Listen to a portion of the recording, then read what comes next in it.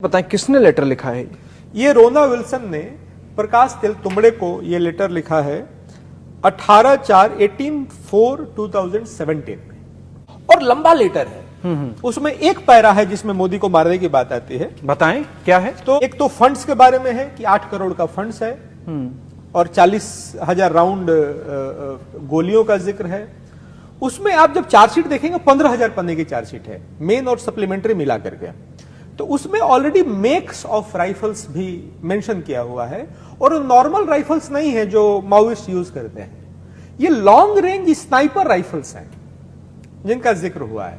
तो ईआरबी की मीटिंग से 2015 से शुरू होती है। 2017 में आकर के ये प्लानिंग होता है जिसमें ये कहा गया है कि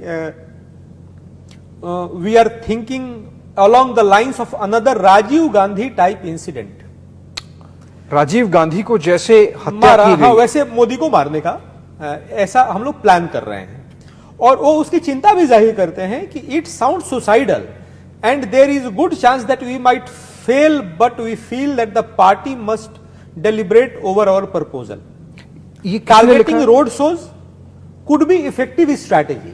तो रोड शोज में ये भी लिखा है जी, रोड शोज में स्नाइपर राइफल से मारने का प्लान था। उस स्नाइपर राइफल के फोटो शेयर हुए हैं, और ये जो 8 करोड़ का बजट है ये इनकी सेंट्रल कमेटी ने अप्रूव कर दिया है। 6th लेटर जो आप किताब में लिख रहे हैं, follow up of delivery of sophisticated weapons, ये भी लेटर जो है रोना विल्सन ने प्रकाश तेलतुंबड़े को लिखा है, और 26 दिसंबर 2017 26 ऑफ दिसंबर 2017 को लिखा है, where they are discussing how to procure sophisticated weapons and they have a contact in Nepal and the comrades from Manipur may also assist, and Manipur is mentioned as a possible source of sophisticated weapons for these comrades here. This is a letter of 2017, and it goes on to say there is pressing need to inflict heavy damage on the enemy, which is Indian state, something that we have not been able to do since the Darba ambush of 2013, in which almost entire leadership of the Congress party in Chhattisgarh had vanished.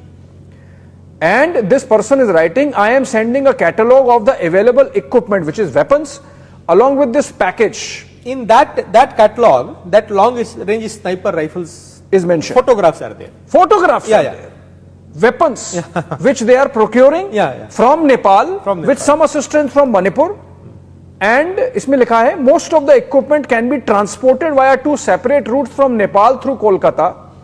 It will be disassembled, merged inside heavy electronics appliances before it reaches to your designated dumps along the Odisha-Chhattisgarh border. Please send necessary instructions after you receive the package. ये तो बहुत ही बड़ा गंभीर बात है कि एक तो प्रधानमंत्री को टारगेट करना है, दूसरा देश भर में आतंक मचाना है।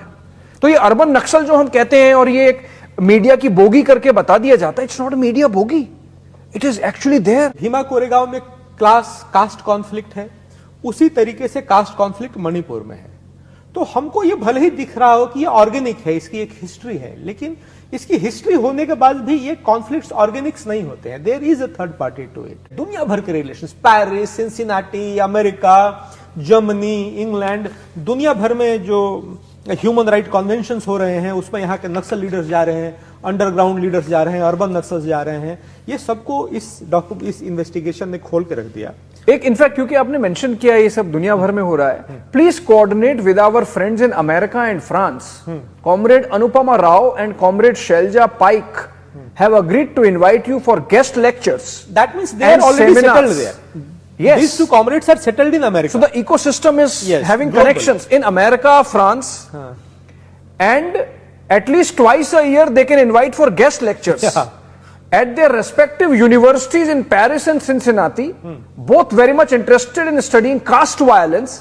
सोचिए, सिंसिनाटी में, पेरिस में कास्ट वायलेंस पे उनको चर्चा करनी है, and discrimination on minorities in modern India. Some of the central committee leaders will also consider interview requests of foreign activists such as Professor Etin Balibar. ये तो पूरा इकोसिस्टम है, सपोर्ट सिस्टम है, और ये तो बहुत ही गंभीर। ये इकोसिस्टम आप बार बार देखेंगे कास्ट वायलेंस की बातचीत करता है, कास्ट डिस्क्रिमिनेशन की बातचीत करता है, दलित, माइनॉरिटीज और अलग अलग कास्ट के, जिसके बारे में राहुल गांधी आजकल बहुत हॉटलाइंस की बातचीत है, वो भी यहां से भी एड्रेस करते हैं और अमेरिका जाके भी ग्लोबल प्लेटफॉर्म से भी एड्रेस करते हैं। उनको लगता है कि वहां से ज्यादा बोला जाएगा।